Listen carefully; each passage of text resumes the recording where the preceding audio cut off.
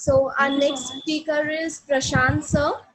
He is an educationist and an engineer having a vast experience in the field of education and counseling industry. He is a senior physics faculty and on the other hand a memory guru. He has been honored with reputed awards like Dr. APJ Abdul Kalam Research Center Award, Teachers Glory Award, Rashtriya Ratna Award. He has been ordered. He is the founder of Nityam Educational Council, which caters in education, having three verticals as Cosmic Neurons, PSPT, Nityam Home Tutor. He is also a faculty guest lecturer, resource person at various reputed colleges and coaching institutes. Helped many students achieving their dreams and goals, being as professor as well as a counselor. Great to know about you, sir. It's a wonderful explanation and it's a wonderful profile. Over to you, sir. So first of all, a very good evening to one and all present over here, and a big thanks to Mr. Rishabh, my trusted tutors team, and all the panel, all the audience who is sitting from last probably 1.5 hour and listening, understanding. So guys, as we know that listening is a good behavior, it's a good ability. So कहने का मतलब ये है कि जैसे अभी आपने बताया कि मैं हमेशा एक कोट बोलता हूँ कि व्हाट इज डिजायर. अगर हम एक बात करें कि हम सब एजुकेशन फील्ड से हैं, what is Dzire?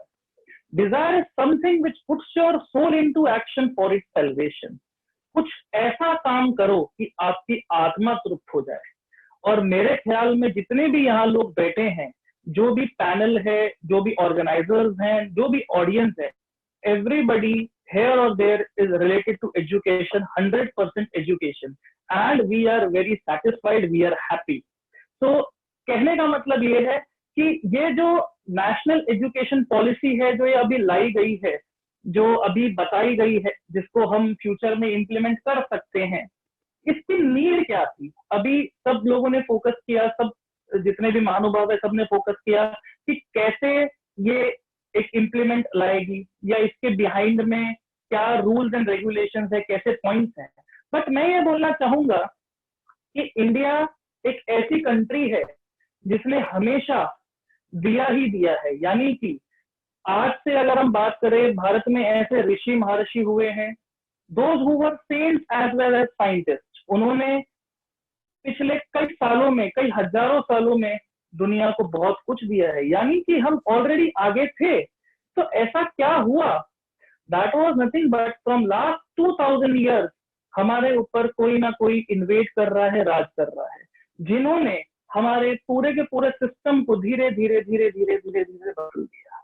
And finally हम पे राज किया था ब्रिटिशर्स ने, और उनकी एक ही पॉलिसी थी कि implement the system of education of theirs in ours in such a way that in the near coming future a Indian will embarrass on their own culture, on its own culture. यानी कि आज हम हमारे ही culture पे, हमारे बच्चे हमारे ही culture पे उंगली उठाते हैं, क्वेश्चन पूछते हैं, और हमारा टैलेंट पढ़ाई करके बाहर चला जाता है, भारत में खुश नहीं होता. हाँ, कहीं कुछ प्रॉब्लम यहाँ पे भी है कि हमें यहाँ पे जो डिजायर्ड, जो हमें आउटपुट मिलना चाहिए, जो डिजायर्ड इनकम आनी चाहिए, वो नहीं आती. तो बहुत सारे रीजंस हैं जिस वजह से एनईपी को लाया गया है. तो मैं यहाँ पे डिस्कस करना चाहूंगा कुछ ऐसे नीड, कुछ ऐसे कॉज. तो गाइस, मेरा जो सेशन होगा, पहले वो बात करेगा कॉज पे, फिर हम बात करेंगे कोर्स पे, यानी कि क्या क्या चीजें, किस पॉइंट्स पे हमें बात करनी है, and finally what is the conclusion, यानी कि कंक्लूजन में आ जाएगा हमारे पास opportunities as well as effect. Okay, so let us understand कि भाई हमारे पास कौन से पॉइंट्स हैं, ऐसे कौन से नीड है, ऐसा क्या कॉज था कि हमें ये एनईपी को लाना पड़ा. फ्रेंड्स, हम ये जानते हैं कि अगर हम बात करते हैं एक सिस्टम की, तो सिस्टम के अंदर जितनी भी कंट्रीज हैं जहां पे एजुकेशन आज की डेट में बहुत बेहतरीन हम जानते हैं, उधर अगर आप नोटिस करें तो उनका जो वैल्यू है, यानी कि जो नेशनल वैल्यू है, जो मोरल वैल्यू है, that goes hand in hand with the national policy. But India में हो क्या रहा था अभी तक कि हमारा जो नेशनल वैल्यू है that was not in hand with the policy. अभी तक जो ओल्ड पॉलिसी थी उसके साथ हैंड इन हैंड नहीं था। हम ये देखते हैं कि अगर मान लीजिए एक बच्चा स्कूल से पढ़ के अपने कॉलेज में जाके इंजीनियरिंग करके निकलता है, ठीक है, मान लीजिए ही और she is an automobile engineer, वो गाड़ी का इंजीनियर है, ठीक है, और फिर वो उसकी जॉब लग जाती है। हम ये देखते हैं कि उसको गाड़ी बनानी तो क्या चलानी तक नहीं आती है। अब बात को समझने की कोशिश कीजिए। ऐसा बहुत बार होता है कि एक बच्चा एक मैकेनिकल इंजीनियर बन जाता है या फिर एक बच्चा एक आईटी या कंप्यूटर इंजीनियरिंग कर लेता है, बट वाकई ही उसने अपने घर में कभी कंप्यूटर को ऑन तक नहीं किया था। तो कहीं ना कहीं एक स्किल की बहुत बड़ी कमी हमने हमेशा से देखी है। ये तो अगर हम बात करते हैं कि अभी तक का जो हमारा कल्चर था, it was majorly focusing on rat race. यानी कि अगर मान लीजिए घर में एक इंजीनियर बन गया शर्मा जी का बच्चा, तो हमारा बच्चा भी इंजीनियर बनेगा। शर्मा जी का बच्चा किसी का फलाने का बच्चा अगर मेडिकल ऑफिसर बन गया तो हमारा बच्चा भी वही करेगा। कोई आईएएस बन गया तो हमारा बच्चा भी वही करेगा। तो गाइस यहाँ पे क्या होता था, इट वाज लाइक कि हमारा पैशन अलग है, प्रोफेशन अलग है। पैशन होता था किसी इंसान का म्यूजिक में and he is studying for IAS, it's not the cup of T. तो यहीं पे क्या आता है, यहीं से आता है एंजाइटी, यहाँ से आता है स्ट्रेस, यहाँ से आता है डिप्रेशन, एंड फाइनली हम जानते हैं सुसाइड। तो गाइस एक बहुत बड़ा एक फैक्टर था कि सुसाइडल टेंडेंसीज जो है भारत में वो बहुत ज्यादा थी, और उसका मेजर कारण क्या था, हमारा education system. So guys NEP लाने का ये भी बहुत बड़ा फैक्टर एक रोल साबित हो सकता है।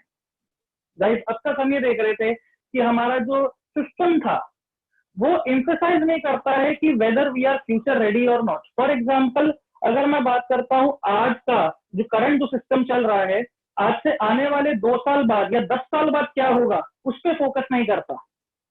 जैसे मान लीजिए एक बच्चा कोडिंग सीखता है अपने प्रोग्रामिंग या अपने कंप्यूटर्स के लेक्चर में, उसको सिखाया जाता है सी प्लस प्लस जावा। मुझे आप बताइए क्या सी प्लस प्लस जावा आज से 15 साल बाद होगा? पाइथन टेक ओवर कर लेगा। तो व्हाई नॉट पाइथन? हम पाइथन क्यों नहीं सिखाते? ये एक बहुत बड़ी बात है। एक बच्चा जो पढ़ाई करता है उसको वो इम्प्लीमेंटेशन नहीं आता, और बड़े बड़े लोगों ने कहा है, बड़ी बड़ी कंपनीज के फाउंडर्स ने कहा है कि इंडियंस आर नॉट एम्प्लॉयबल। यानी कि सबसे बड़ा पॉइंट एम्प्लॉयबल नहीं है। क्यों? प्रॉब्लम क्या है? प्रॉब्लम ये है कि उनको जो पढ़ाया गया वो इंडस्ट्री से मैच नहीं करता। ये एक बहुत बड़ा पॉइंट था जिसको नजर में लाना बहुत जरूरी था। अगर हम बात करते हैं एक और पॉइंट की, तो अभी तक का जो हमारे करियर का जो चॉइस था दैट वाज, अभी मोदी जी भी क्या बोलते हैं कि स्किल इंडिया। मैं as a founder of Cosmic Neurons we are working from last many years on taking out the inborn talent of a child और of an individual. What we have brought is innovation in career guidance, and हम नहीं, हमें चाहते हैं पूरे भारतवर्ष में implement हो, so that जो हमारा एजुकेशन सिस्टम है, जो पढ़ाई का सिस्टम है, that should not be so much mechanical and monotonous. वो इतना नहीं होना चाहिए। It should be very much into the creativity zone. और वो तब हो सकता है जब हर इंसान, हर बच्चा जो पढ़ाई करे उसको मजा आने लगे पढ़ने में, या जो इंसान जो जॉब या प्रोफेशन कर रहा है उसको मजा आने लगे। और गाइस मजा तभी आता है जब 3 फैक्टर मिलते हैं। कौन से कौन से? तो गाइस सबसे पहला जो फैक्टर है दैट इज इनबॉर्न टैलेंट। बात यह आती है कि इनबॉर्न टैलेंट क्या होता है। एक 5 साल का बच्चा जब सारेगामापा जैसे शो में जाके गाना गाता है तो हम क्या बोलते हैं, बच्चा बड़ा टैलेंटेड है। मेरी बात को एकदम समझिएगा, टैलेंट और स्किल में फर्क क्या है, ठीक है? बड़ा ही टैलेंटेड है। अच्छा, एक 12 साल का बच्चा जब Praggnanandhaa from Tamil Nadu when he become a grand master in chess, we call him a child prodigy. What do you mean by child prodigy? Talent in a very young age is known as child prodigy. So यहाँ पे हमने talent की बात की। और जब एक 25 साल का इंसान कुछ करता है, कुछ करके दिखाता है, फेसबुक बना लेता है मार्क जकरबर्ग जैसा, या फिर अमेजॉन जैसी कंपनी खड़ी कर देता है, तो हम बोलते हैं वेरी स्किल्ड। तो गाइस बात ये आती है कि talent is something which you get from your parents. Talent एक ऐसी चीज है जो आप अपने साथ लेके आते हो। अगर आपने अपने जीवन में उसको एक्सप्लोर कर लिया देन बहुत अच्छी बात, अगर नहीं कर पाए that remains as your hidden talent. तो गाइस सबसे इंपॉर्टेंट फैक्टर पहला, योर इनबॉर्न टैलेंट। तो गाइस अगर आप अपना इनबॉर्न टैलेंट निकाल सकें, या हम भारतवर्ष में ऐसा कुछ लेके आ जाएं, ऐसी टेक्नोलॉजी लेके आ जाएं कि हम हर एक इंडिविजुअल का टैलेंट निकाल सके, right from the age of 3, if he और शी इज अ टॉडलर और चिल्ड्रन और टीन एज, कुछ भी हो, अगर हम टैलेंट निकाल सके हम बहुत बड़ा एक चेंज लेके आ सकते हैं। गाइस टैलेंट के ऊपर हमें एक्वायर करना होता है, यानी कि आपका जो टैलेंट है उस पर अगर आप एक्वायर करें then that will be known as acquired skill. Yes, skill is always acquired, something which you learn from your school, from your surrounding, from here and there, everything which you have taken inside you from the surrounding after your birth is known as what? Acquired skill. Something which you have carried from your parents, which is genetical, अगर आप लेके आए हैं साथ में, अपने jeans में लेके आए हैं, then it is your inborn talent. So guys, a mixture of inborn talent as well as acquired skill will act as a lock and key. Will act as a lock and key. Yes, if this is a lock, if talent is a lock, then skill is a key. दोनों को मिला देंगे, you will be able to take out the secret. You will be able to take out the hidden person, the inborn potential, the genius within that person or within you. आप ये बाहर निकाल पाएंगे। अब गाइस बातें होती है कि ये जो चीजें हमने जो आउटपुट निकाला दोनों को मिला के, इनबॉर्न टैलेंट और एक्वायर्ड स्किल से, ये आउटपुट को हमें जोड़ देना है किसी भी इंडिविजुअल के इंटरेस्ट के साथ। और गाइस अगर ये हो जाएगा तो मैं ये मानूंगा कि हमारा एनईपी सक्सेसफुल हुआ, ठीक है। और ये एक बहुत बड़ा कारण है कि हमें एनईपी लाना चाहिए। ये एनईपी की बहुत बड़ी नीड थी, बहुत बड़ा कॉज था। कहीं ना कहीं हम स्किल को लेके सक्सेसफुल हो चुके हैं अगर ये अप्लाई हो जाता है। सेकेंडली हम इंटरेस्ट को लेके हमने जो प्रोग्राम बनाया है, जो स्ट्रक्चर बना है, उसके अंदर हम जानते हैं कि हम हमारे इंटरेस्ट के सब्जेक्ट पे काम कर सकते हैं। बात आती है इनबॉर्न टैलेंट की, ओके। तो इनबॉर्न टैलेंट के लिए भी एक मेथड है जो हम फ्यूचर कभी सेमिनार्स में डिस्कस करेंगे, ठीक है। और गाइस आगे मैं थोड़ा सा बढ़ना चाहूंगा कि आज तक हम ये देखते हैं कि जो भी हम पढ़ रहे हैं उसको हम इम्प्लीमेंट नहीं कर पाते, ठीक है। तो कहीं ना कहीं जो रट्टाफिकेशन वाला जो मेमोरी का जो बात है, I am my self a memory master, I am a national record holder in memory. मैं लेकिन ये बता रहा हूं कि मेमोरी रोजमर्रा की जिंदगी में इंपॉर्टेंट है, बट पढ़ना, learning is not memory, learning is not memorising. Guys learning के लिए क्या हो, इंसान कैसे लर्न करता है, उसके 4 प्रोसेस हैं जो मैं काफी सालों से अप्लाई करता हूं और वो मैं आपको बताना चाहूंगा। सबसे पहले आता है द टीचिंग पेडागोजी, मतलब द टीचिंग मेथोडोलॉजी। उसमें सबसे पहली जो चीज है that is nothing but conceptual understanding. Of course हर एक बच्चे को अगर कॉन्सेप्ट समझ में आ जाए, भले ही वो 5th स्टैंडर्ड का कॉन्सेप्ट हो, 6th का हो, 10th का हो, 11th का हो, 12th का हो, deep conceptual understanding is very important.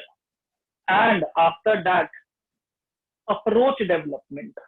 Second approach development, किस क्वेश्चन को कैसे सॉल्व करना है, एक प्रॉब्लम आ गई उसको किस नजरिए से देखना है, ये होती है अप्रोच डेवलपमेंट की बात।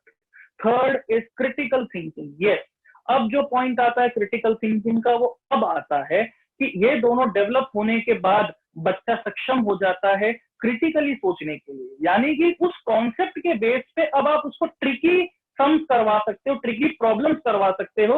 उस बच्चे को आप इंटरनेशनल ओलंपियाड के लिए प्रिपेयर करवा सकते हो अगर वो उसके लायक है तो। And finally we come to a conclusion known as logical analysis. तो गाइस बात ऐसी होती है कि कॉन्सेप्ट जो है वो किताबी है, बट लॉजिक जो है वो बच्चा खुद में डेवलप करता है, खुद से। और जब ये लॉजिक डेवलप हो जाता है तो ही बच्चा कोई भी एग्जाम क्रैक कर पाता है। आपने एक बात नोटिस की होगी कि भारतवर्ष में जो भी एग्जामिनेशन होते हैं वो सारे के सारे कहीं ना कहीं लॉजिक पे बेस होते हैं। यानी कि अगर मैं बात करता हूँ सीईटी की, तो बच्चे की स्पीड टेस्ट की जाती है। अरे भाई, क्वेश्चंस ऐसे होने चाहिए जो उसके कॉन्सेप्ट को टेस्ट करें, यानी कि क्या वो बच्चा क्रैक कर सकता है, क्या वो क्वेश्चन क्रैक करने की बात क्या होती है, क्या वो बच्चा कुछ नए तरीके सोच सकता है। It should not be procedure oriented, it should be crack oriented, यानी कि बच्चे के अंदर वो क्रैकिंग एबिलिटी आ जाए। और गाइस ये एनईपी से आएगा, 100% आएगा। अब बस बात ये है कि एनईपी जल्द से जल्द अप्लाई हो। अगर इस चीज को अप्लाई होने में 20 साल लग जाते हैं, इतना बड़ा टाइम इलैप्स, तो काफी सारी चीजें इसके साथ आएंगी। इसलिए जितना जल्दी हो सके ये अप्लाई होना बहुत ही जरूरी है, to get the best outcome, to get the best result. Now guys अगर मैं बात करता हूँ एक बहुत ही बड़े मुद्दे की, बहुत ही बड़े पॉइंट की, कि एनईपी को क्यों लाया जा रहा है। गाइस अब तक जो बच्चे हिस्ट्री पढ़ते हैं, आप जानते हैं कि वो प्रॉपर नहीं दी जा रही है। हम भी यूट्यूब पे देखते हैं, बहुत सारे ऐसे चैनल्स हैं जो हमारी हिस्ट्री को एक्सप्लेन करते हैं। The role played by the Maharana Pratap, the role played by the Vikramaditya at that time, इन्होंने कैसे पूरे वर्ल्ड में हमारी संस्कृति को फैलाया, हमारे ग्रंथों की नॉलेज को फैलाया। हम ये देखते हैं कि आज भी जो जो टेम्पल्स बने हुए हैं, उनकी स्ट्रॉन्गनेस, उनकी आर्किटेक्चर, उनकी क्रिएटिविटी।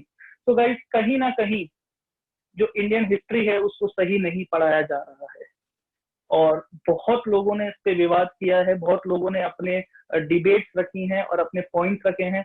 हो सकता है कि ये एनईपी के बाद ये लाया जाए, यानी कि ये इंडियन हिस्ट्री एक बहुत बड़ा मुद्दा है, यानी कि करेक्ट इंडियन हिस्ट्री एक बहुत बड़ा फैक्टर है जो कि एनईपी में रोल प्ले कर रहा है लाने के लिए। तो आई होप सो ये सारे पॉइंट्स आपको बहुत अच्छे से क्लियर हो गए होंगे। और गाइस मैं कुछ बात करना चाहूंगा कि नीड या कॉज हमने देखा, व्हाट अबाउट द कोर्स, यानी कि क्या पॉइंट्स है ऐसे जो कि नए पॉइंट्स है, एकदम एग्जैक्टली नए। तो हम ये जानते हैं कि हमारा जो स्कूलिंग सिस्टम है, स्कूलिंग यानी कि जो अभी तक K-12 सिस्टम होता था, K-12 यानी कि किंडर गार्डन टू 12, यस और नो, तो 12 years from 1 to 12 and 3 years उसके पहले। और गाइस ये जो सिस्टम में परिवर्तन आया है, इसको नए तरीके से अगर हम देखते हैं तो it is basically the first part foundational which is of 5 years, okay, which is from the pre nursery to the second standard. उसके बाद हमारे पास है preparatory stage which inculcates for 3rd, 4th and 5th. उसके बाद है 6th, 7th, 8th which is middle, and then we have secondary. Secondary में हम ये देखते हैं कि 9th, 10th, 11th and 12th. Now guys मैं आपको एक बात पूछना चाहता हूँ, अगर एक बच्चा IIT की प्रिपरेशन कर रहा है तो आज भी हम उसको फाउंडेशन कोर्स करवाते हैं, यानी कि उस बच्चे को 8th से ही IIT की तैयारी करा रहे हैं। वो बच्चे को अपने स्कूल का प्रेशर भी होता है, फाउंडेशन का प्रेशर भी होता है। इस समय यहाँ पे एक बहुत बड़ी बात है कि वो बच्चा 8th के बाद ही अपना सब्जेक्ट चॉइस कर लेगा। जैसे मैं खुद एक फिजिक्स का प्रोफेसर हूँ, तो मैं ये जानता हूँ कि बच्चा जिसको फिजिक्स पसंद नहीं है उसको वाकई सब्जेक्ट से नफरत होती है, और जिसको पसंद है वो उससे अपनी जान छिड़कता है। तो गाइज एक बहुत बड़ी अपॉर्चुनिटी है टीचर्स के लिए। You need to be best in your subject, because जो बच्चे हैं वो कुछ सब्जेक्ट्स को छोड़ देंगे, ठीक है, तो आपको वीक स्टूडेंट्स मिलने के चांस कम है, आपको बच्चा मिलेगा स्ट्रॉन्ग जिसको आपको और स्ट्रॉन्ग करना है। आप मेरे पॉइंट पे सहमत, आप समझ रहे हैं मेरा पॉइंट? वीक बच्चे तो सब्जेक्ट लेंगे ही नहीं, तो आपको स्ट्रॉन्ग बच्चा मिलेगा जिसको आप पढ़ा के और स्ट्रॉन्ग करेंगे। यानी कि टीचर्स के लिए एक बहुत बड़ी अपॉर्चुनिटी यहाँ से निकल के आती है। ओके, तो वैसे मैं एक और बात करना चाहूंगा यहाँ पे हायर एजुकेशन के लिए। हायर एजुकेशन में हम देखते हैं कि जो 12th के बाद होता है, ठीक है, वहां पे बेसिकली जो सिस्टम इतना अच्छा हो जाएगा अगर ये एनईपी प्रॉपरली अप्लाई हो गया। और अगर मान लीजिए 3 साल का बीकॉम है तो उसे आपको करने के लिए 4 साल मिल रहे हैं। आप फर्स्ट ईयर पढ़ना चाहते हैं तो भी बहुत अच्छी बात है, 2 साल पढ़ना चाहते हैं तो भी बहुत अच्छी बात है। कहने का मतलब ये है कि now you are quite independent, आप जैसा चाहें वैसा कर सकते हैं। आपको चाहिए आप फर्स्ट ईयर पढ़ लीजिए, आपको बेसिक सर्टिफिकेट मिल जाएगा, 2 इयर्स पढ़ लीजिए डिप्लोमा मिल जाएगा, 3 साल पढ़ लीजिए डिग्री मिल जाएगा, ग्रेजुएट हो जाएंगे आप। And 4th year is meant for research. Yes, यानी कि ये जो एनईपी है हमारा रिसर्च पे बहुत ज्यादा ध्यान दे रहा है, बिकॉज पिछले कई सालों में हमने देखा है कि भारत में जो भी जॉब्स मिल रही है वो कहीं ना कहीं इंडस्ट्रीज में है, एप्लीकेशंस में है, बट रिसर्च में कमी है। तो रिसर्च को ग्रो करना बहुत ज्यादा जरूरी है ताकि हम मैन्युफैक्चरिंग में आगे बढ़ जाए। अगर रिसर्च बढ़ जाएगी तो मैन्युफैक्चरिंग बढ़ जाएगी। कुल मिला के पूरी की पूरी chain till the client, till the customer, उसमें बहुत बड़ा योगदान होगा। और गाइस सबसे बड़ी बात यह है कि 4.7% से लेकर 6% का अगर हम जीडीपी का योगदान दे रहे हैं इन एजुकेशन पॉलिसी, यानी कि एजुकेशन में अगर हम 6% लगाएंगे तो भारत का जो फ्यूचर है वो literally it is with the flying colours, बहुत आगे हम बढ़ सकते हैं। और यहाँ पे सबसे बड़ी जो खुलते हैं अपॉर्चुनिटीज वो टीचर्स और काउंसलर्स के लिए है, एजुकेशनिस्ट के लिए है, एकेडमिशियंस के लिए है। क्योंकि जहां हम देखते हैं एजुकेशन में दो ही तो चीजें हैं, एक तरफ टीचर है और एक तरफ स्टूडेंट है, इनको संभालने के लिए मैनेजमेंट है। बात ये आती है कि यहाँ पे जो डेफिनेशन है वो टीचिंग की वो और ज्यादा इलेबोरेट हो जाती है और ज्यादा चेंज हो जाती है। कहने का मतलब ये है कि what is basically teaching? Teaching is learning, constant learning. Teaching is constant learning of learning new ways. Teaching is constant learning of learning new ways so that the child learns it, as simple as that। एक बच्चा किस तरीके से समझ सकता है इसकी learning आपको करनी है और बहुत अच्छे से करनी है। तो गाइस दिस इज समथिंग, अगर मैं बोलूं कि कितनी बड़ी अपॉर्चुनिटी काउंसलर्स के लिए है। अब बताइए, अभी तक क्या होता था कि बच्चे, मतलब क्या होता है ना कि हमारे इंडियंस एक मेंटालिटी है ज्यादा करके कि जब 10th स्टैंडर्ड के बाद बच्चा 11th में जाता है, आर्ट साइंस कॉमर्स चूज करता है, उस वक्त वो बच्चा जाता है काउंसलिंग के लिए। बट गाइस यहाँ पे क्या होगा, after 2nd standard, after 5th standard, after 8th standard, you have a lot of scope for counselling, because माँ बाप को हर एक एस्पेक्ट समझना है, ठीक है? क्योंकि बच्चा जो चॉइस करेगा वो उसकी होगी चॉइस, माँ बाप की नहीं। तो माँ बाप आपके पास आएंगे, आपसे करियर काउंसलिंग कराएंगे और ये जो चांसेस हैं, ये जो स्कोप है इसका और बढ़ता जाएगा। तो बहुत बड़ा एक फ्यूचर है टीचर्स के लिए, काउंसलर्स के लिए, जो हम देखते हैं। गाइस पॉलिसी के अंदर एक बहुत अच्छी बात है which is known as NPST, national professional standard for teachers. यानी कि अभी तक जो हमारे एग्जाम होते थे TET, टीचर्स एलिजिबिलिटी टेस्ट, ठीक है, या इस तरह के एग्जामिनेशन, अर्ली चाइल्डहुड केयर वगैरह के जो एग्जामिनेशन है, सारे के सारे कंट्रोल बॉडी हो जाएगी NPST। तो यहाँ पे हो सकता है कि हमारे लिए और कुछ अच्छी चीजें सामने आए। और गाइस इसके अलावा जो अब तक हमारा असेसमेंट होता था एग्जामिनेशन का, वो टोटली जो है थियरी पे होता था। अभी जो है हम देखेंगे कि MCQs का पैटर्न और ज्यादा बढ़ जाएगा और AI सिस्टम भी आ जाएगा असेसमेंट के लिए।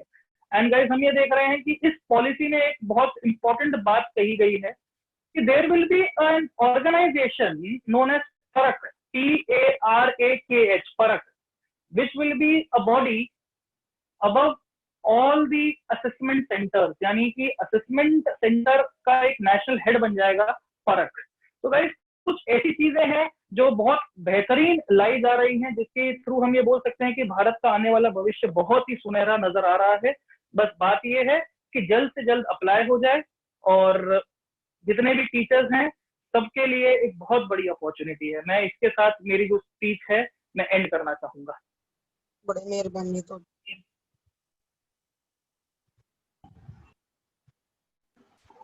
Hello. Thank you, Prashant sir. You very well explained about the cultural values and fashion and critical development, logical analytics, and one more you told that we should be procedure oriented, but we should not be procedure oriented, but crack oriented. It's a very wonderful one. Thanks a lot. Here